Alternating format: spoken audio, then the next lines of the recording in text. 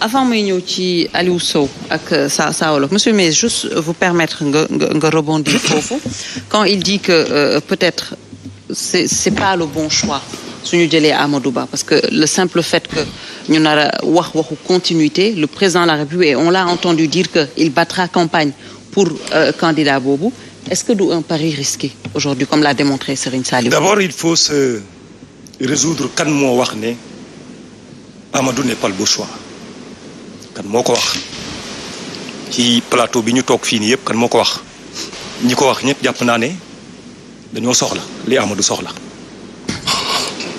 y a rien d'objectif kon ku mel noonu wax dëgg yàlla appréciation dina xaw a doy waar kenn rek laa ci gis koo xamante ne bon nekkul soxlawul mu sëñ Saliou mais sëñ Saliou li ko arrangé yëpp c'est parce que buy wax ci Mame Boye Diao moo ko ëppale est-ce que du ko ëppale li mu soxla yëpp mooy Benno tasaaroo puisque il y gagne quoi maanaam Benno Bokk Yaakaar tasaaroo puisque c'est sa ligne.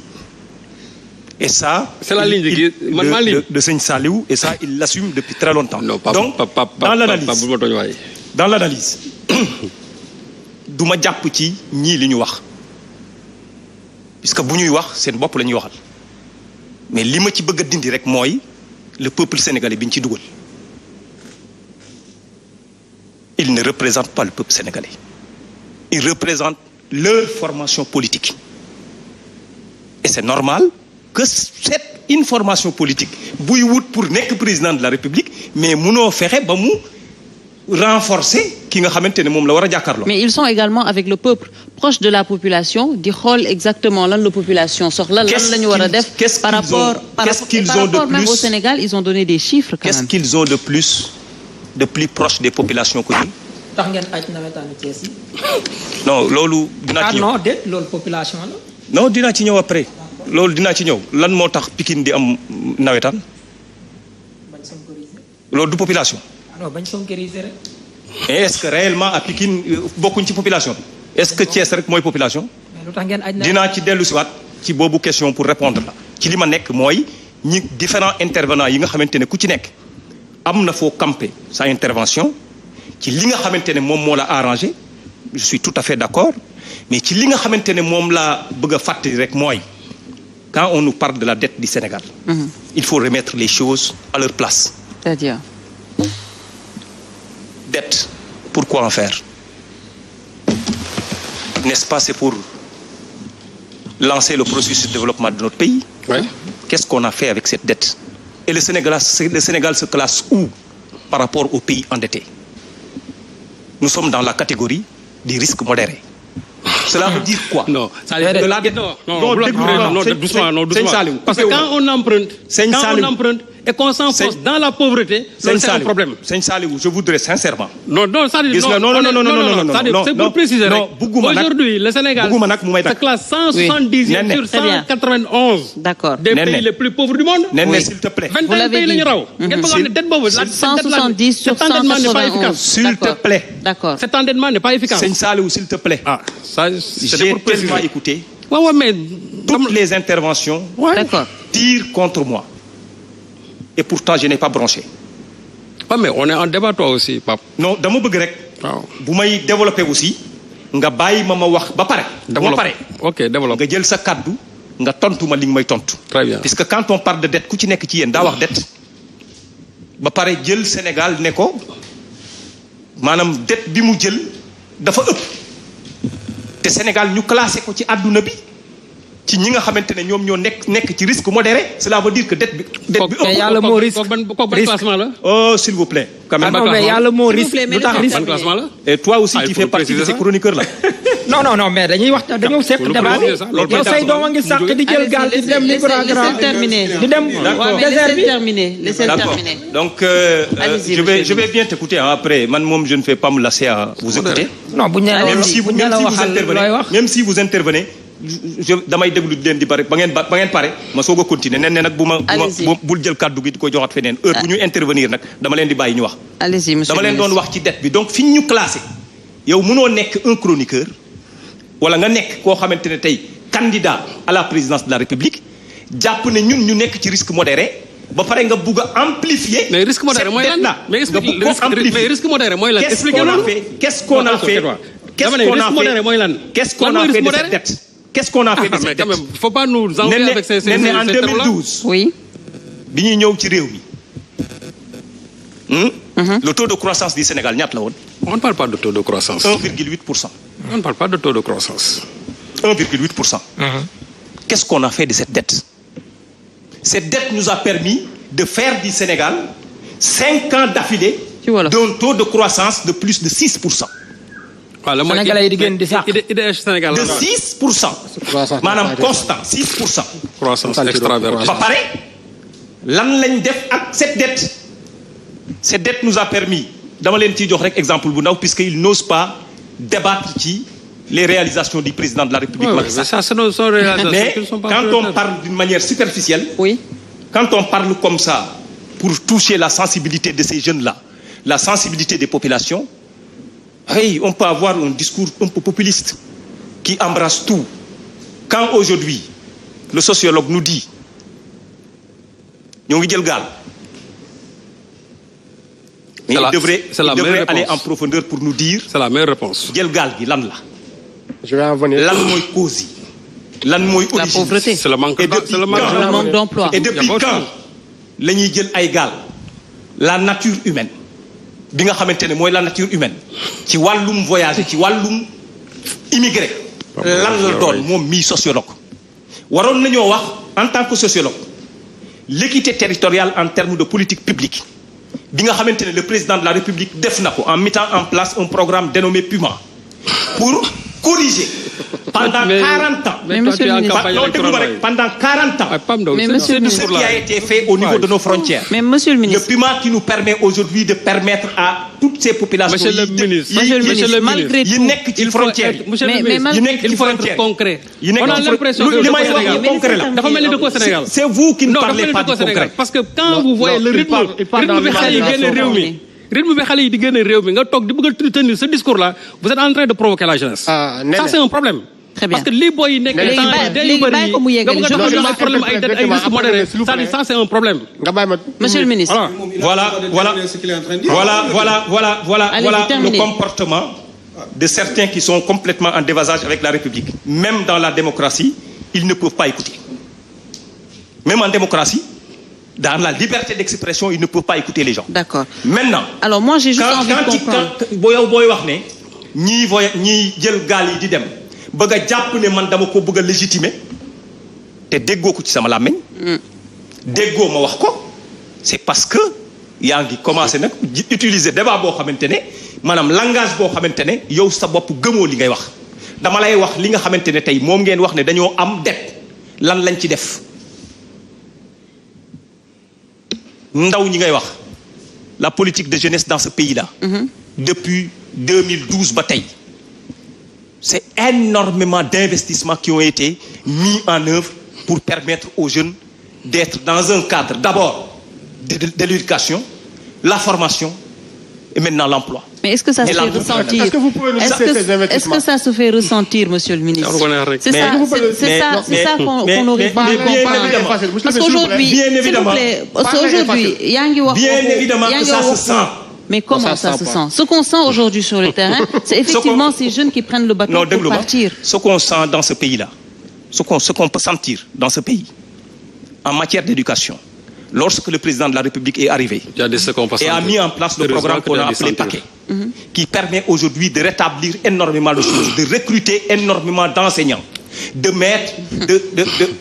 refaire le curriculum, de permettre aux enseignants d'avoir une formation de qualité, de permettre à ces stocks bi nga xamante ne moom la fi fekkoon en termes de retard ci régularisation non déglu ma rek allez-y on écoute que vous sauf qu'on n'arrive pas à comprendre énormément de milliards qui ont été aujourd'hui investis pour les enseignants et ça tu dis que la population ne le sent pas non les enseignants ne le sentent pas non l'élève ne sent pas non les réorientations qui ont été faites dans le cadre de l'enseignement pour permettre pour se focaliser ci li nga xamante ne tey jëm na ci le renforcement des sciences mathématiques et l'informatique. Mais il faut crois que ça en mettant en place dans ce pays.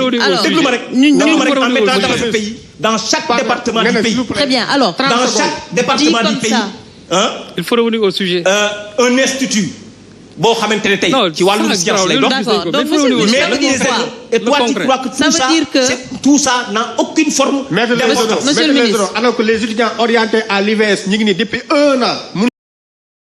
ñu am sax machine bu ñu jàngee. alors que ñu ngi toog seen kër di xoole. et alors que ñu jàng am seen bac et vous les avez orientés à l'université virtuelle du Sénégal. qui devrait maintenant commencer léegi ngay wax ay waxu ENO. waaw déglu ma rek. sincèrement instant bi ngay wax nii étudiants yi ñu orienté IVS mere nañ la trop. léegi bàyyi ko mu yeggali et puis gis nga dans un mandat bàyyi ko mu ñëwaat au débat s'il vous plaît. dans un mandat waaw non déglu ma rek. non bàyyi ma yegg s'il vous plaît. non mënoo yeggali. yow tu n'as pas la parole ba yeggali. tu devais être le combat la jeunesse. non mais Mamadou s'il te plaît. non continue après je vais nga ne s'il vous plaît may nga tontu. non vas-y. bi ngay wax les enseignants. je vais revenir. Mais il faut revenir au sujet. Oui, mais monsieur le ministre. Non, il faut revenir au sujet parce que kii lu wax c'est grave. Il faut que revenir au sujet. bi muy wax les étudiants.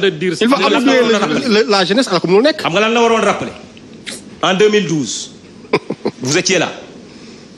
En 2011 et 2012 vous aviez assisté ici à des marches des étudiants non orientés. mais loolu ngeen bañ.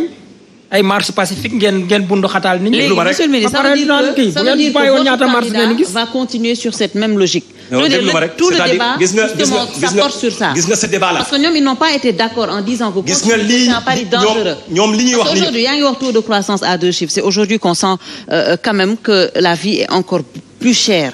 et ça c'est seulement au Sénégal.